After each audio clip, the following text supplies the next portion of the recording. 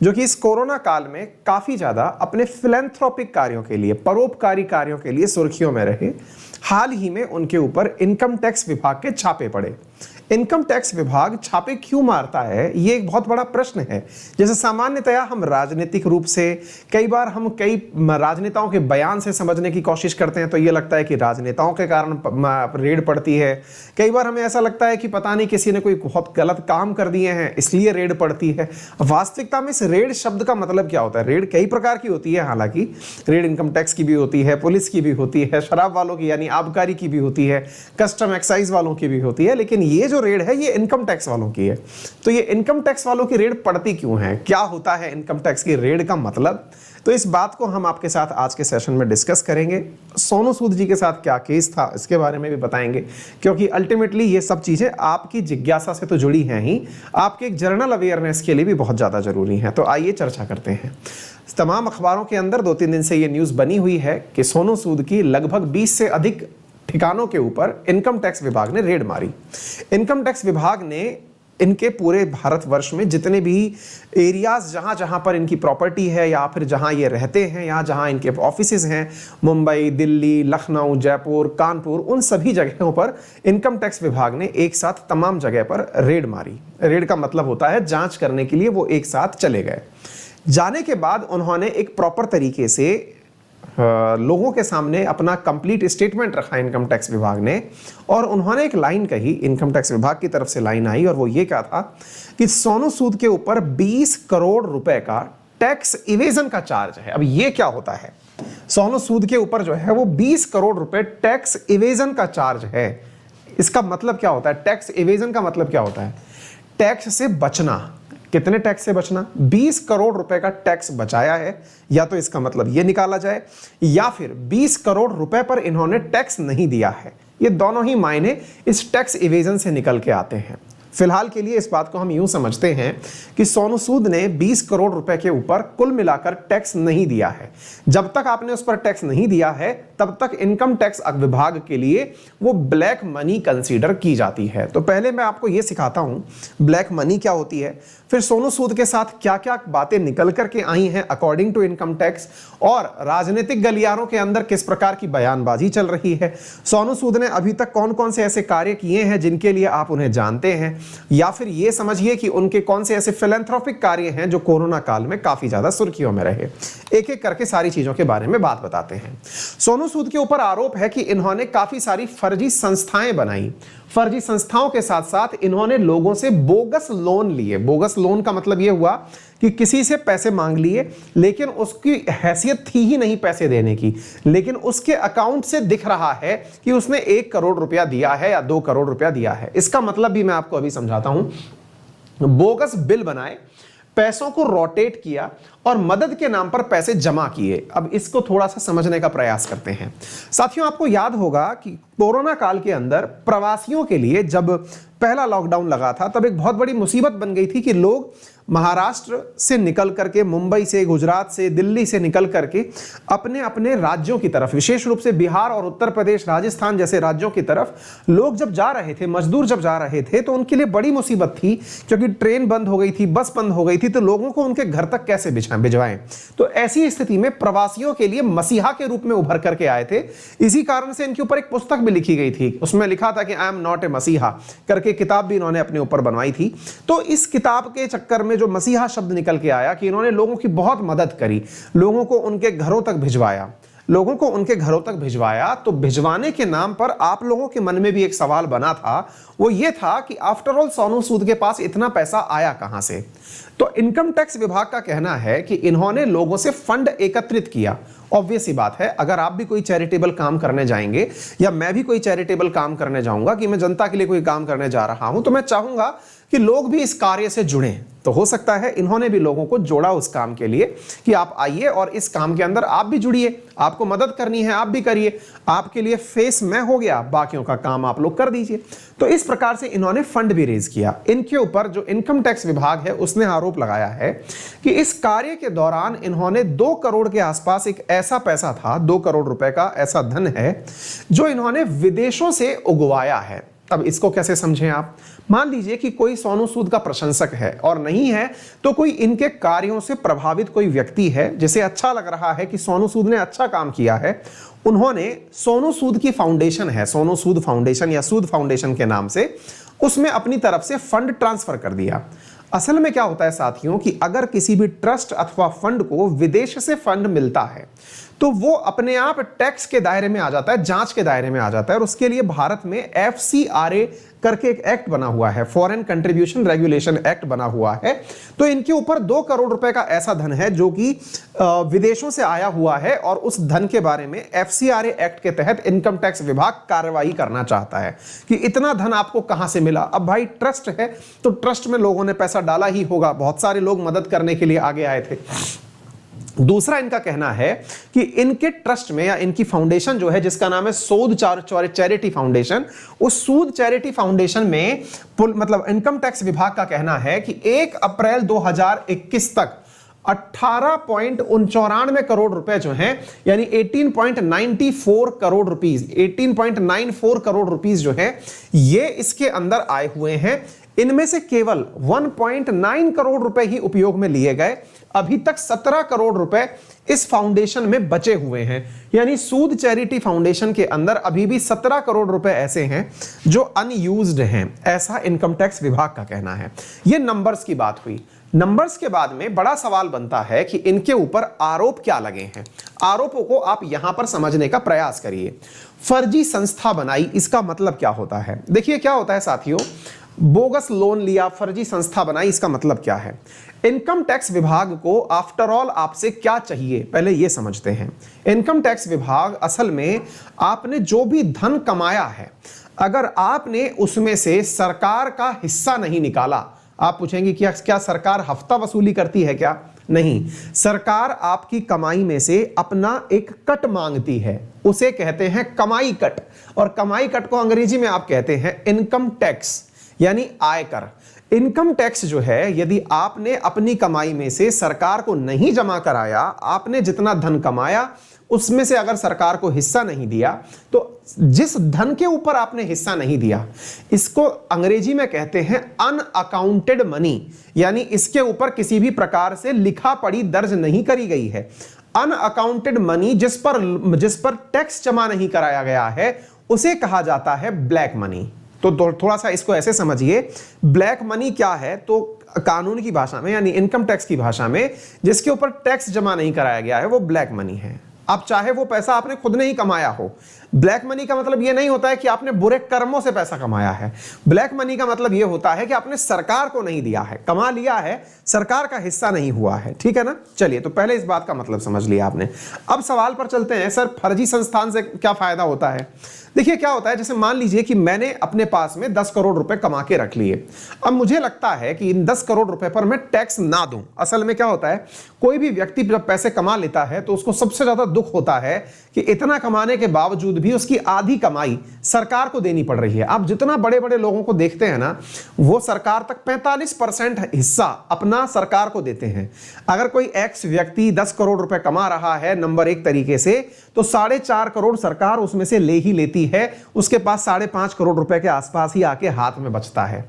ऐसी स्थिति में व्यक्ति कोशिश करता है कि क्यों ना मैं इस 4.5 करोड़ को बचाने की जुगत लगाऊं। उस जुगत को लगाने में वो व्यक्ति कुछ फर्जी कंपनी बनाता है। फर्जी कंपनी के नाम पर वो कुछ ऐसे काम करता है, फर्जी कंपनी बनाता है। मैं ये नहीं कह रहा हूं हर आदमी ऐसा व्यवहार करता है, टैक्स बचाने के तरीके बता रहा हूं लोग क्या करते हैं, जिसकी वजह से इनकम टैक्स विभाग कहता है कि पैसे को रोटेट किया गया। रोटेट करने का मतलब क्या हुआ? मैं मेरा उदाहरण लेता हूं। मान लीजिए मैंने 10 करोड़ रुपए कमाए, 10 करोड़ में से मुझे लगा कि 4.5 करोड़ रुपए मुझे सरकार को देने चाहिए थे।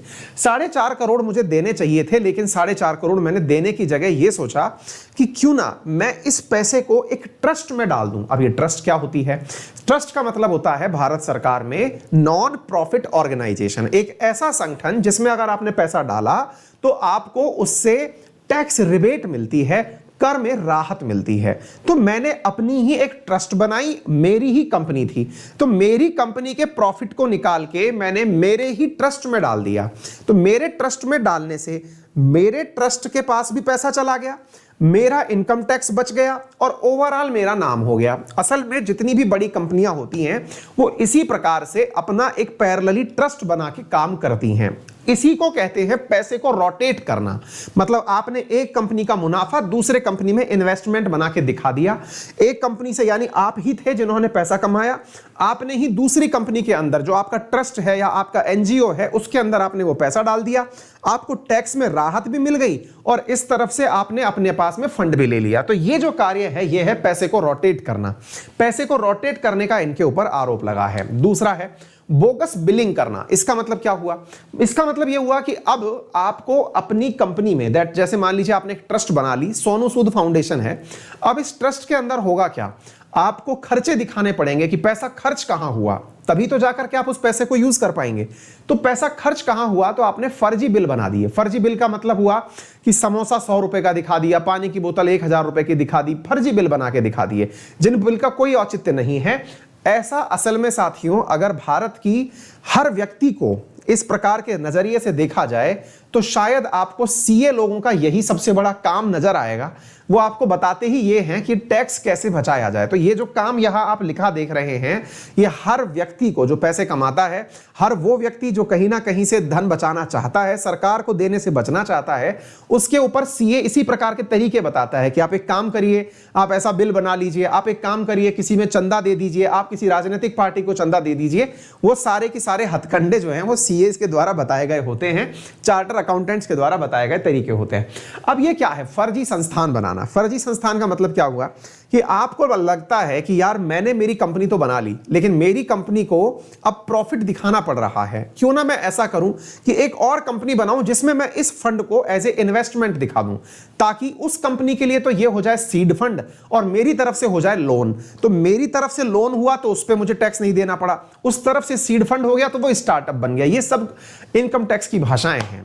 कुल बात यह है कि ये जितने भी कार्य इनके ऊपर आरोप लगे हैं, इनसे एक ही मतलब निकलता है और वो ये है कि इनकम टैक्स विभाग की नजर में उन्हें टैक्स नहीं मिला। इस कारण से उन्होंने इनके सारे संस्थानों पर रेड मार दी। उनके अकॉर्डिंग 20 करोड़ के आसपास की ऐसी कुल संपत्ति पता चली जिसके ऊपर किसी भी प्रकार से टैक्स नहीं दिया गया है। यह है सारी की सारी बात। अब इस बात के आने के बाद में ऑब्वियस ही बात है, रिएक्शंस भी आएंगे, लोगों के द्वारा जो है वो बातें भी आएंगी। लोगों की बातों में शुरू होती हैं बातें राजनीतिक बयानबाजी से। राजनीतिक बयानबाजी में जो बात शुरू होती है वो सबसे पहले शुरू होती है आम आदमी पार्टी से। आम आदमी पार्टी के नेता अरविंद केजरीवाल जो कि दिल्ली के मुख्यमंत्री हैं, उन्होंने इनके रेड के ऊपर कमेंट किया। इनके कमेंट में था सच्चाई के रास्तों पर लाखों मुश्किलें आती हैं लेकिन जीत हमेशा सच्चाई की होती है। ऐसी स्थिति में, यानी कि जब सोनू सूद पूरे भारतवर्ष के लिए एक रोशनी की किरण बनकर के आए, इसलिए यह इनका बयान काफी मायने रखा। लेकिन इन्होंने ही बयान क्यों दिया, इसके पीछे भी एक कहानी है। कहानी यह है कि अरविंद केजरीवाल जी ने इनकी ये जो रेड पड़ी है, इससे कुछ ही दिन पहले सोनू सूद जी को एक कार्यक्रम के अंदर मेंटर बनाया था। उसका नाम था देश का मेंटर। दिल्ली सरकार का, दिल्ली गवर्नमेंट ने एक प्रोग्राम अनाउंस किया था जिसमें सोनू सूद को एक ब्रांड एम्बेसडर के रूप में रिकॉग्नाइज किया था। Sonu Sood becomes the brand ambassador of Delhi government, देश के मेंटर प्रोग्राम। अब राजनीतिक बातें हैं तो राजनीतिक बातों के मायने भी राजनीतिक होंगे। तो एक अखबार के अंदर मुझे एक लाइन और मिली, वो भी मैं आपको बताऊंगा। एक दैनिक भास्कर के अंदर मुझे ये अखबार के अंदर खबर मिली जिसमें ये लिखा हुआ है कि सोनू सूद को बीजेपी ने भी पद्मश्री ऑफर किया था। तो अब देखिए, ये दैनिक भास्कर की न्यूज है कि सोनू सूद को पद्मश्री ऑफर किया गया था। वहीं पर यह न्यूज जो दिखाती है कि यूएनडीपी के द्वारा सोनू सूद को अवार्ड मिला था। अरविंद केजरीवाल जी ने इन्हें देश का मेंटर बना लिया। कहीं ना कहीं राजनीतिक हलकों में और महाराष्ट्र के अंदर शिवसेना के द्वारा भी ये आरोप लगाए जा रहे हैं कि सोनू सूद को कौन अपनी पार्टी में शामिल करे, क्योंकि भाई अब ब्रांडिंग बहुत बढ़िया हो गई है। ब्रांडिंग बढ़िया हो गई है क्योंकि अल्टीमेटली लोगों को समझ में आ गया था कि सोनू सूद बढ़िया काम कर दिए थे कोरोना काल में, तो वो कौन सी पार्टी की तरफ से चेहरा बने। एक तरह से ये खींचातानी चल रही थी। खींचातानी में इनकम टैक्स नामक हथियार का उपयोग किया गया, ऐसा राजनीतिक पार्टियों का बयान है। क्योंकि महाराष्ट्र की शिवसेना और आम आदमी पार्टी जो है वो इस बात पर खुल करके बयानबाजी कर रही हैं। एक जानकारी की बात बनती है कि भाई सोनू सूद ने ऐसे कौन कौन से काम किए हैं, बहुत जो अच्छे काम में से शामिल हैं। इन्होंने कोविड हेल्प चलाया, प्रवासी रोजगार नामक एक एप्लीकेशन चलाया, खुद कमाओ घर चलाओ काम से एक रिक्शा ऑटो रिक्शा वाली काम योजना छरी, मेरा वादा रोजगार के साथ अब घर भी करके इन्होंने एक प्रवासी रोजगार नाम से एक योजना लॉन्च करी थी, फ्री आईएएस कोचिंग स्कॉलरशिप योजना लॉन्च करी थी, है ना। तो ये इस प्रकार से इन्होंने कुछ बहुत सारे काम किए थे जो कोरोना काल में काफी मतलब लोगों के बीच में चर्चा का विषय बने थे। अब आप पूछेंगे कि सर रेड जब पड़ती है तो होता क्या है, रेड के अंदर करते क्या है, कौन रेड करता है, इनकम टैक्स की रेड में करता कौन है। तो इनकम टैक्स इंस्पेक्टर से लेकर के ऊपर के लेवल पर अगर हम बात करें तो इनकम टैक्स के इंस्पेक्टर से लेकर के मैं आपको बताऊं कि इनकम टैक्स की धारा है, आईटी एक्ट की धारा है सेक्शन 132 क्लॉज 1, जिसमें लिखा गया है कि प्रिंसिपल डायरेक्टर जनरल और यहां से लेकर के आप पहुंच जाइए इनकम टैक्स ऑफिसर तक, जितने भी रैंक के अधिकारी हैं उन्हें कहा जा सकता है रेड करने के लिए। रेड का मतलब होता है कि हमें यह जानकारी प्राप्त हुई है, क्या जानकारी प्राप्त हुई है कि इस व्यक्ति के पास में जो धन है उस धन पर टैक्स नहीं चुकाया गया है, इसके पास जितना धन है उससे कम ही टैक्स चुकाया गया है। जब इनकम टैक्स विभाग को इस प्रकार की टिप मिलती है अपने इंटेलिजेंस से या फिर सरकारी संस्थाओं के माध्यम से या बैंकों के माध्यम से, तब जाके इनकम टैक्स विभाग रेड करने जाता है। रेड का मतलब हुआ जब इनकम टैक्स विभाग जाएगा तो उसके घर पर जितने भी प्रकार के डॉक्यूमेंट्स हैं, जितने भी प्रकार के लॉकर हैं, टीवी है, लैपटॉप है, मोबाइल है, पेन ड्राइव है, उन सबको वो अपने कब्जे में ले लेता है। कब्जे में इसलिए ताकि कहीं ना कहीं से किसी ना किसी प्रकार के जो टैक्स चुकाने के प्रमाण हैं, टैक्स बचाने के प्रमाण हैं, वो मिल सकते हैं। इसे टैक्स रेड कहा जाता है। इस रेड के अंदर यह ढूंढा जाता है कि इस व्यक्ति ने जो धन कमाया उस पर कहां पर इनकम टैक्स नहीं चुकाया, इनकम टैक्स नहीं चुकाया। अब आप पूछेंगे कि इसमें फिर पनिशमेंट क्या होता है। देखिए अगर रेड पड़ती है तो रेड पड़ने का सीधा सा अर्थ यह होता है कि आपने टैक्स बचाया है, अर्थात आपने टैक्स की चोरी की है। तो चोरी के लिए इनकम टैक्स के अंदर जो प्रावधान है उसके तहत सजा सुनाई जा सकती है। जैसे हो सकता है जितने धन पर आपने टैक्स नहीं चुकाया उतना टैक्स का धन चुकाइए और राहत पा जाइए। मान लीजिए कि आपने 1 करोड़ का धन था, आपने 30% टैक्स बन रहा था, आपने नहीं चुकाया, तो पनिशमेंट स्वरूप हो सकता है आपसे मांगा जाए कि आप 60% चुकाइए और घर जाइए। एक तरीका तो यह हो सकता है। दूसरा तरीका यह हो सकता है कि आपने अब इतनी बड़ी सरकार का मतलब पूरा इन्वॉल्वमेंट करा दिया, सरकार का खर्चा हो गया है, तो पूरा पैसा ही जब्त कर लिया जाए इनका। तीसरा तरीका हो सकता है कि इनको सजा के स्वरूप, क्योंकि इन्होंने इतना बड़ा गुनाह किया है, देश का पैसा चुराया है, तो उनको भैया हो सकता है कि कुछ पनिशमेंट दे दिया जाए। ये बातें जो हैं ये तो आने वाले टाइम में ही पता चलेंगी। फिलहाल तो मैंने आपको ये बताने का प्रयास किया है कि रेड होती क्या है, रेड करता कौन है और इनकम टैक्स के अंदर प्रावधान क्या है, ब्लैक मनी होती क्या है, सोनू सूद का मसला क्या था। उम्मीद है आपको ये सारी बातें समझ में आ गई होंगी। अगर आपको थोड़ी बहुत भी जानकारी मिली हो तो वीडियो को लाइक करना बिल्कुल ना भूलें, अपने दोस्तों से जरूर इसे शेयर करें। चैनल पर नए हैं